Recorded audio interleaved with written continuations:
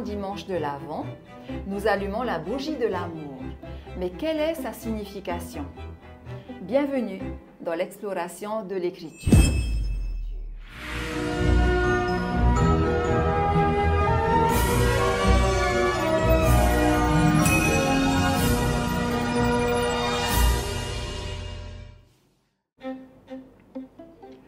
La lumière de l'amour brille comme un rappel puissant qui nous dit que l'amour de Dieu pour l'humanité est au cœur du mystère de Noël. Cet amour parfait et inconditionnel s'est incarné en Jésus-Christ. Emmanuel, Dieu avec nous. Voici 3 étapes pour comprendre et découvrir son mystère. Premièrement, l'amour de Dieu se révèle. En effet, dans l'évangile du jour, nous entendons l'annonce faite à Joseph. Joseph, confronté à un mystère qu'il ne comprend pas encore, reçoit un message de l'ange. Ne crains pas de prendre Marie chez toi, car l'enfant qu'elle porte vient de l'Esprit Saint. Ici, l'amour de Dieu se manifeste comme un appel à la confiance. Cet amour dépasse les craintes humaines et les logiques terrestres. Joseph, dans son humilité, répond avec foi. Nous sommes invités à imiter cet exemple, à accueillir Dieu dans nos vies, même lorsque nous ne comprenons pas tout. L'amour véritable n'est pas seulement un sentiment, c'est une décision, un engagement, une réponse à l'appel divin. Deuxièmement, la bougie de l'amour nous rappelle que l'amour de Dieu est un amour qui transforme. Oui, la venue de Jésus dans le monde est la plus grande preuve d'amour que l'humanité ait jamais reçue. Comme le dit Jean dans sa lettre, Dieu est amour. En Jésus, cet amour prend chair et transforme tout ce qu'il touche. Il guérit, il pardonne et ouvre des chemins nouveaux. Allumer la bougie de l'amour, c'est aussi se demander comment cet amour transforme-t-il ma vie? Suis-je prêt à aimer comme Jésus, en sortant de mes égoïsmes et de mes peurs pour donner le meilleur de moi-même à ceux qui m'entourent? Troisièmement, l'amour est mission.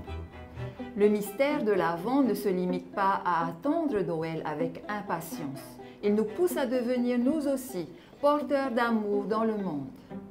Comme Marie a porté l'amour de Dieu en son sein, nous sommes appelés à le porter dans nos gestes, nos paroles et nos engagements. L'amour authentique n'est pas seulement un don que nous recevons, c'est une mission. Aller vers les autres, les consoler, les relever, partager la lumière de l'espérance. Lorsque cette bougie brille, elle nous rappelle que notre monde a besoin de cet amour incarné. Pour cette semaine, prions pour que cette bougie de l'amour illumine nos cœurs. Que nous soyons, comme Marie et Joseph, des témoins fidèles de l'amour de Dieu dans nos familles, nos communautés et notre monde. L'amour est déjà parmi nous. Préparons nos cœurs à l'accueillir pleinement et demandons. Seigneur, apprends-nous à aimer comme toi. Que la lumière de ton amour illumine nos ténèbres et fasse de nous des porteurs d'espérance dans ce monde. Aide-nous à être le reflet de Christ. Au nom de ton Fils, Jésus-Christ. Amen.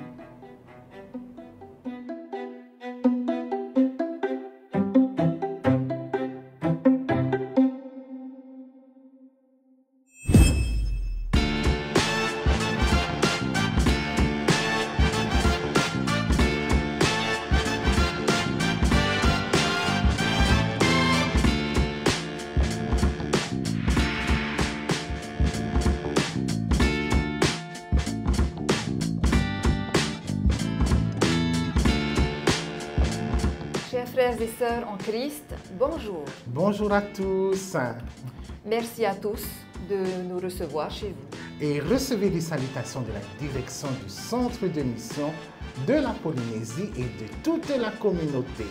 Benoît, peux-tu nous rappeler les points essentiels de notre programmation? Tout à fait, Lily. Alors, dimanche dernier, nous avons ouvert le voyage de l'Avent avec la bougie de la joie. Et aujourd'hui, nous continuons notre excursion à la lueur de la bougie de l'amour. Merci Benoît Je pour t'en ce rappel. prie. Et tout de suite, je vous invite à ouvrir notre émission avec ce tableau musical.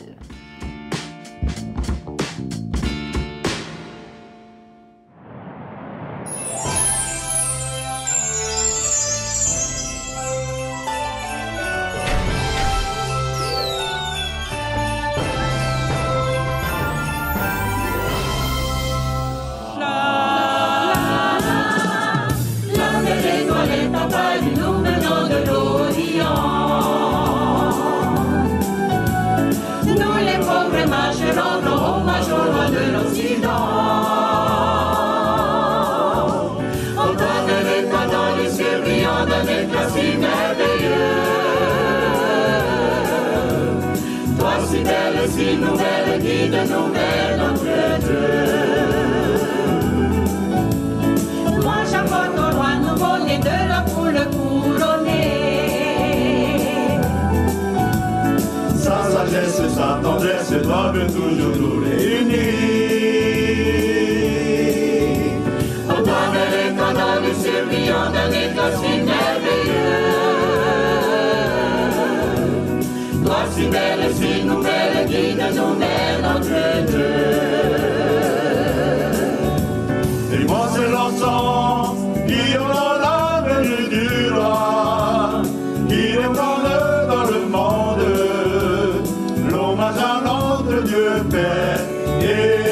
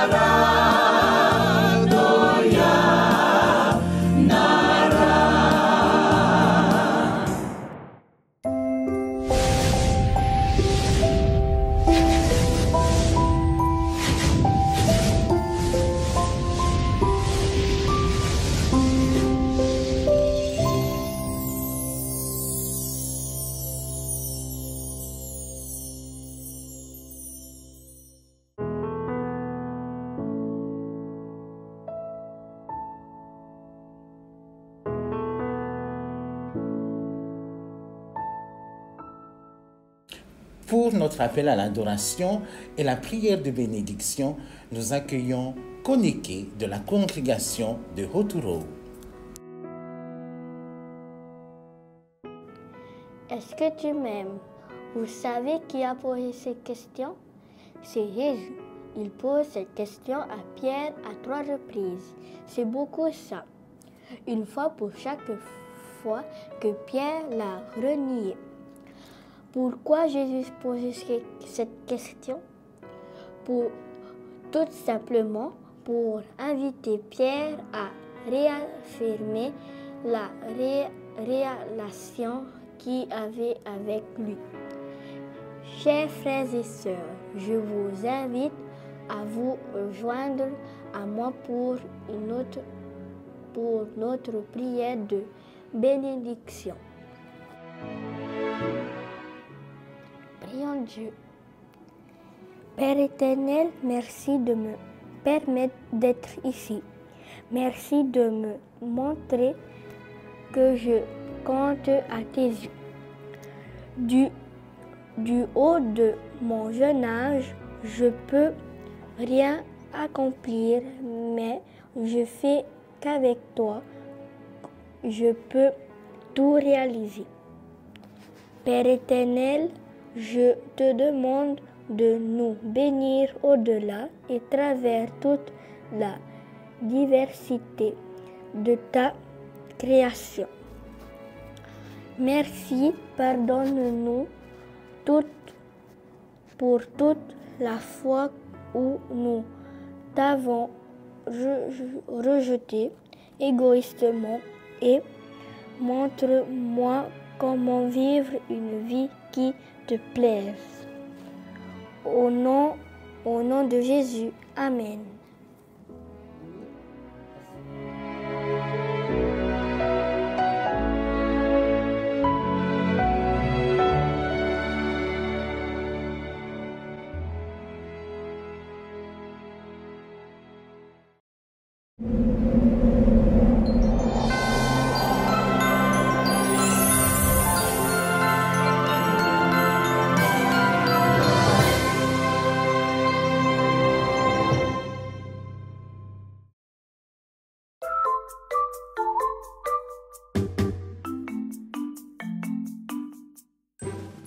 Pour comprendre notre message évangélique du jour, nous vous proposons 3 petits tableaux explicatifs présentés par nos sœurs Toko et Heriana. Le premier tableau se base sur le livre de Zacharie. Bonjour Heriana. Bonjour Toko. Alors aujourd'hui, nous cheminerons à la lueur de la bougie de l'amour. Tout à fait. Et pour commencer, nous allons nous pencher sur ce premier texte que l'on retrouve dans le livre de Malachie, chapitre 3, versets 1 à 4. Exactement. Le livre du livre porte le nom de son auteur et nous savons que Malachie est l'un des prophètes de Dieu. D'ailleurs, Malachie signifie envoyé ou messager de Dieu. Exactement. Et cela se vérifie dans le premier chapitre et le premier verset du livre. Mais avant d'aller plus loin, nous devons placer ce message dans son contexte. Malachie est le dernier prophète de l'Ancien Testament, ce qui veut dire que la dernière prophétie adressée au peuple élu remonte à plus de 400 ans avant Jésus-Christ. La parole de Dieu fut adressée à Malachie alors que le peuple était dans un déclin spirituel, mais aussi une faiblesse dans leur engagement envers Dieu. Mais quelle est la raison de cette déchéance? Ah oui, Royer, si tu savais. Ici, Malachie est en train de dénoncer les faits qui sont de vaines tentatives pour tromper Dieu. Par exemple, le prophète considère que les Israélites qui épousent une païenne trahissent leurs ancêtres. Parce que, pour rappel, les Israélites ne doivent pas contracter des mariages avec des conjoints étrangers, comme il est écrit dans Deutéronome chapitre 7, verset 3. Ouh là là, ça allait aussi loin? Eh oui, mais bon, revenons dans l'extrait qui nous concerne. L'idée essentielle de ce tronçon du livre est la présentation, pas d'un, mais de 2 messagers du Seigneur. Malachie chapitre 3 verset 1 déclare « Voici, j'envoie mon messager qui préparera le chemin devant moi. Et soudain viendra dans son temple le Seigneur que vous cherchez, le messager de l'Alliance. » Malachie donne un sens profond à la présentation de ces 2 messagers. L'un est celui qui doit préparer le chemin du Seigneur. Jean le Baptiste. Et le second est décrit comme le messager de l'Alliance. Jésus. Nous comprenons donc que c'est dans ces lignes que réside la prophétie de Malachie. Si nous retirons les paramètres à nous aujourd'hui, quelle compréhension devons-nous retenir? Tout simplement que Malachie met en avant la beauté de la mission du Seigneur et du message.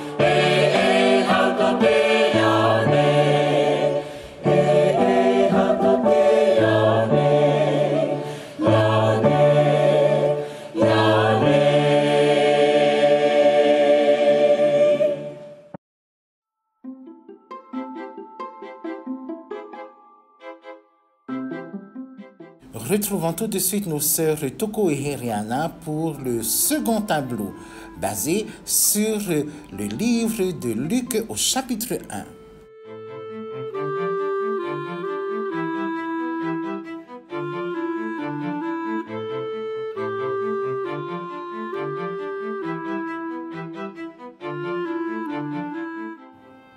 Dans cette partie de notre voyage, nous nous penchons sur l'extrait de Luc au chapitre 1, versets 68 à 79.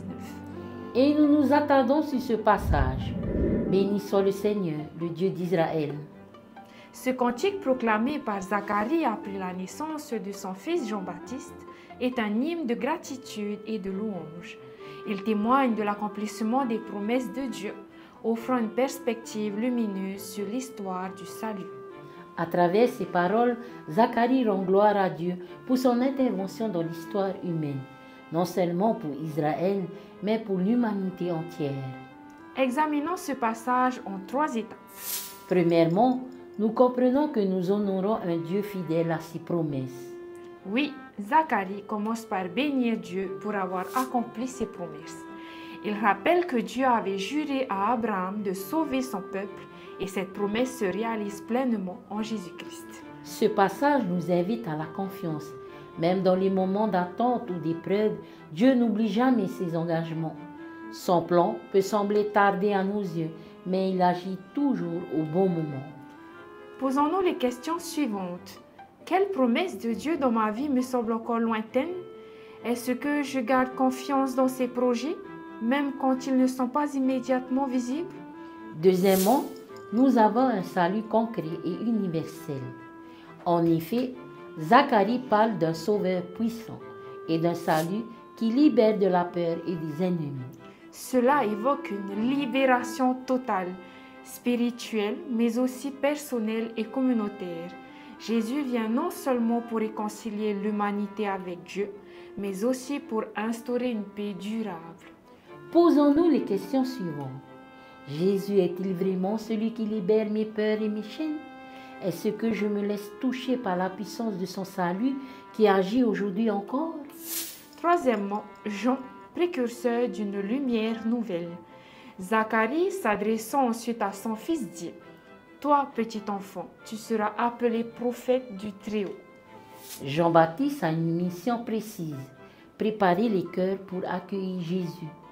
Ce rôle de précurseur nous montre l'importance d'une préparation spirituelle. Avant d'accueillir la lumière de Dieu, nos cœurs doivent être éclaircis, purifiés et disposés. Posons-nous les questions suivantes. Comme Jean-Baptiste, suis-je un témoin qui prépare les autres à rencontrer le Christ? Dans ma famille, mon travail ou mes amitiés, est-ce que je porte cette lumière ou cette espérance? Quatrièmement, nous avons une lumière qui guide nos pas dans la paix. Le cantique se termine par cette belle image de l'astre d'en haut qui vient visiter ceux qui sont assis dans les ténèbres. Oui, Jésus est la lumière qui éclaire nos ténèbres intérieures. Il ne promet pas que la route sera toujours facile, mais il nous garantit sa présence constante, illuminant nos pas et nous guidant vers la paix véritable. Posons-nous les questions suivantes. Dans mes moments de doute ou d'obscurité, est-ce que je me tourne vers cette lumière qui est le Christ? Ai-je conscience que sa paix est un don gratuit à recevoir avec foi et humilité? Pour refermer cette réflexion, notons que la prière de Zacharie est une prière de louange et d'espérance. Il nous rappelle que Dieu agit dans l'histoire et dans nos vies, qu'il nous offre une lumière et une paix véritable à travers Jésus-Christ. Prenons le temps comme Zacharie.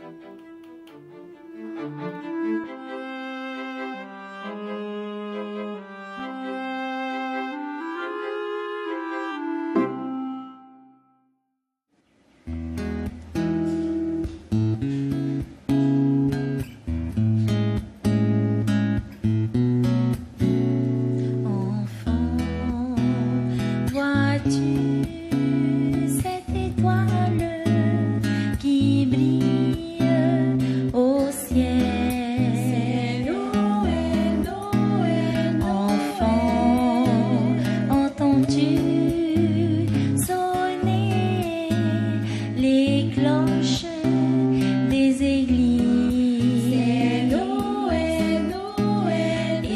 dans ce monde, et pourtant dans ce monde,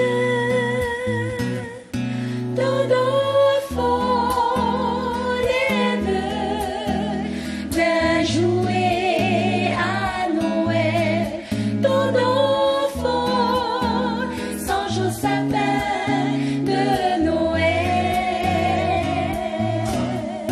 Tout enfant envie les joies de Noël, mais Noël pour eux n'est qu'espérance de la paix.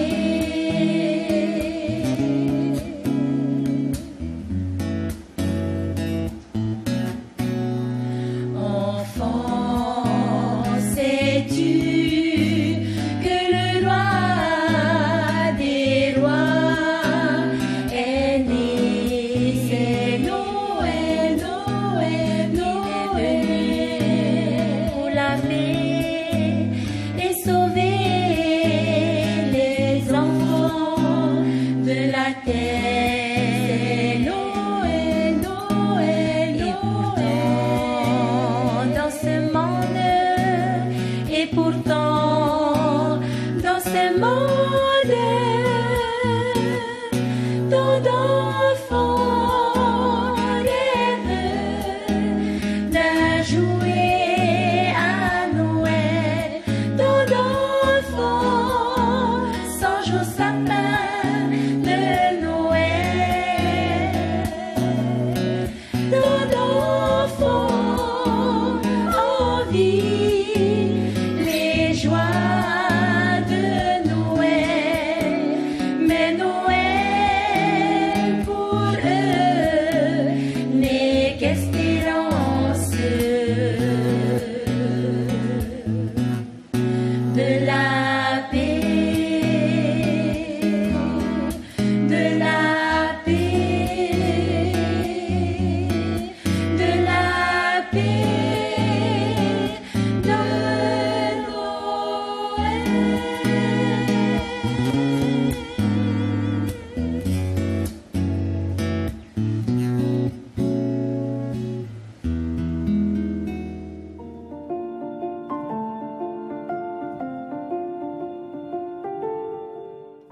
Retrouvons tout de suite nos sœurs Toko et Heriana pour clôturer ce voyage de l'Avent. Le thème abordé se trouve dans le livre de Luc au chapitre 21.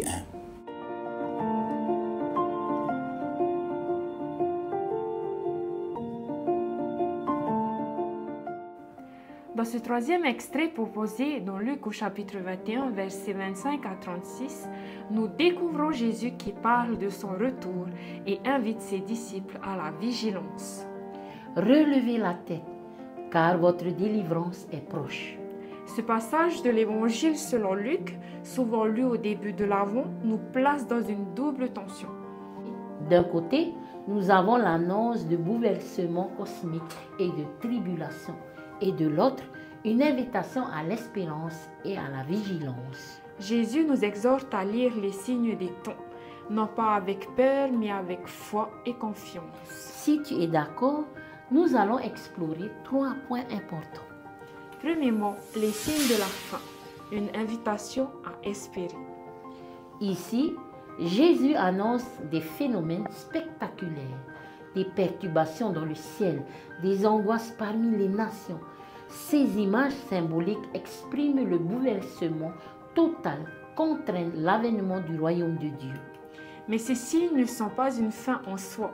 Ils ne sont pas donnés pour nous plonger dans la peur, mais pour nous rappeler que Dieu agit dans l'histoire. La venue du Fils de l'homme marque le triomphe définitif de Dieu sur le mal et sur la mort. Jésus nous dit alors, relevez la tête.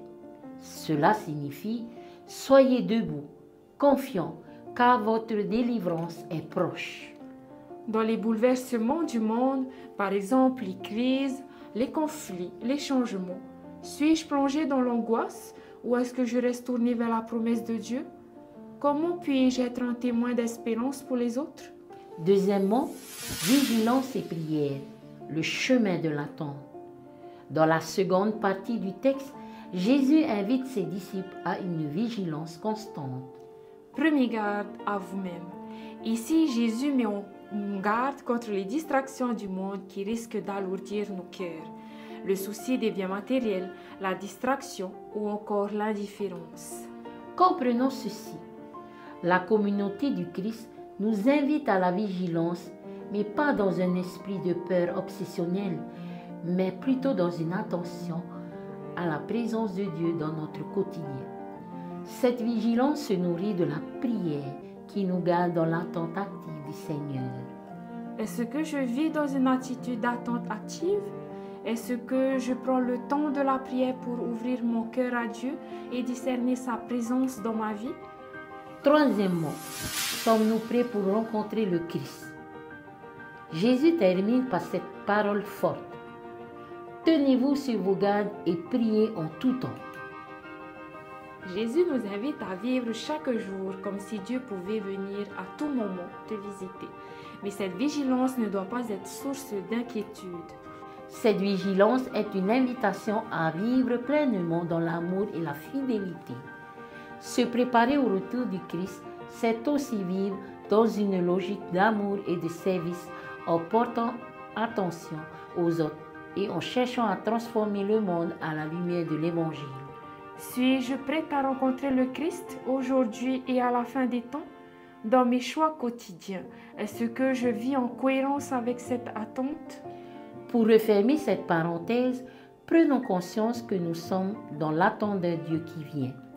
Luc chapitre 21 versets 25 à 36 nous rappelle que l'histoire a un but, la rencontre avec le Christ.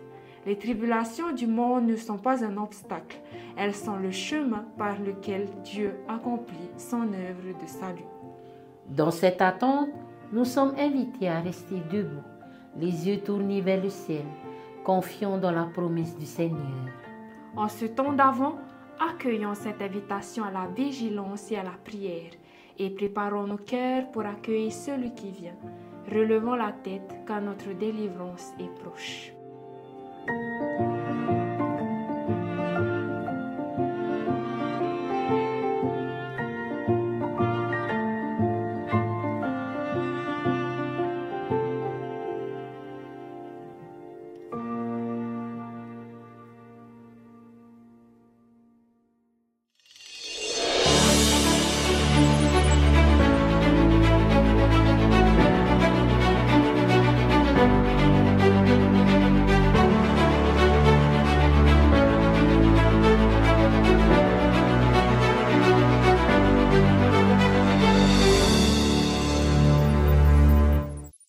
Notre message évangélique sera offert par notre sœur Novatama.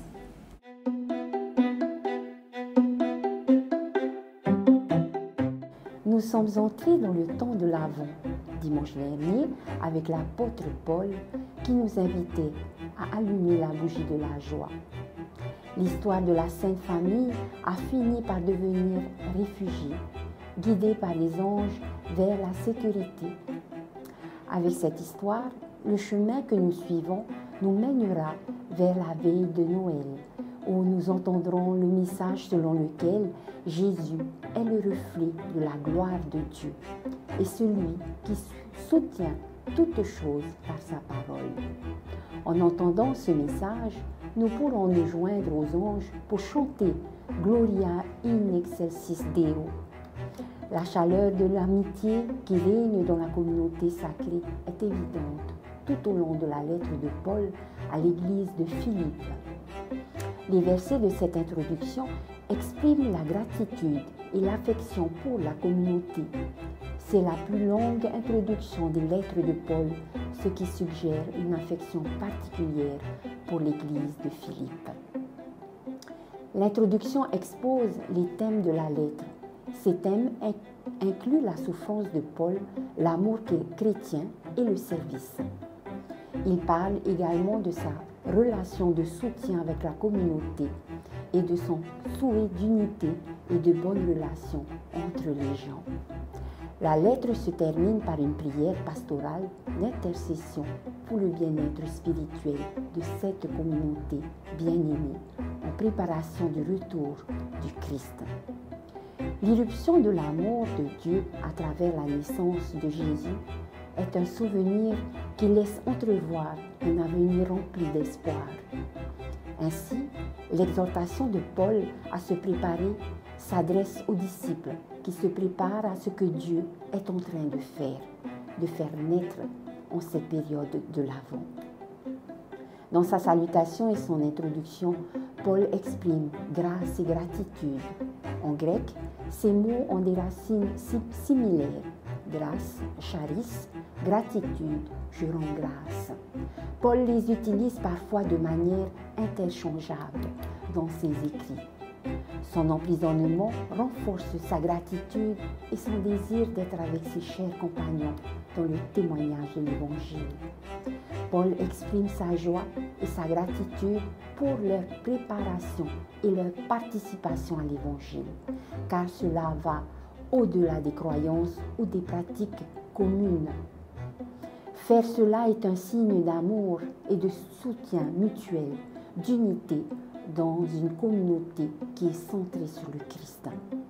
Paul souhaite que la communauté affronte tout ce qui menace son unité et qu'il grandisse dans l'amour et la sagesse pour une plus grande unité. Alors que Dieu a commencé la bonne œuvre de grâce parmi eux, Paul les a encouragés à poursuivre cette bonne œuvre en s'aimant les uns les autres et en grandissant dans la connaissance. Son souhait est qu'ils fassent l'expérience l'un de l'autre, de l'amour et du soutien qui lui ont témoigné. Son souhait est également qu'ils grandissent dans de bonnes relations avec Dieu et avec les uns et les autres, incarnant la morale de la paix de Jésus-Christ. La prière de Paul est que l'amour de Dieu et l'amour des uns pour les autres conduisent à une grande perspicacité et à une plus grande sagesse, alors qu'ils discernent ce qui compte le plus dans leur ministère relationnel et leur mission. La justice est un thème commun à Paul, y compris la justice de Dieu et l'œuvre salvatrice en Christ. Paul comprend que le retour du Christ est imminent. L'état spirituel de la communauté est d'une importance capitale, primordiale dans sa préparation à ce jour du retour du Christ. La compréhension de la justice et du retour du Christ a bien évolué au cours des siècles. On peut mieux la comprendre comme une condition spirituelle de bonne relation avec Dieu, avec les uns et avec les autres, et dans le monde entier, le monde naturel. Le théologien et mystique Thomas Merton a écrit « Le mystère de l'Avent est le commencement de la fin de tout ce qui est en nous et qui n'est pas encore au Christ. » Telle est la préparation de l'Avent qui reflète le souhait de Paul pour l'église de Philippe. C'est une invitation à incarner pleinement le Christ Jésus, l'être de paix et sa mission. Il ne s'agit pas de garder la grâce de Dieu à un moment ultérieur, mais de réaliser ses desseins partout où nous sommes envoyés. L'unité que Paul souhaite pour la communauté de Philippe trouve une nouvelle expression dans les Doctrines et Alliances aux sections 165, verset 3e, qui dit ceci. L'unité et l'égalité en Christ ne signifient pas l'uniformité, elle signifie l'unité dans la diversité et la capacité à traiter les situations des autres avec amour et respect. Elle signifie aussi que les disciples ont pleinement la possibilité de faire l'expérience de la valeur humaine et des droits qui y sont liés, y compris l'expression des dons que Dieu leur a donnés dans l'Église et dans la société. Le cœur de notre préparation à l'avènement de Jésus-Christ, c'est l'amour actif incarnés dans des communautés inclusives, centrées sur le Christ, qui recherche la justice et la paix, et pour toute la terre. Soyons bénis alors que nous nous apprêtons à recevoir encore cet enfant de Bethléem qui renaît dans nos familles. Amen.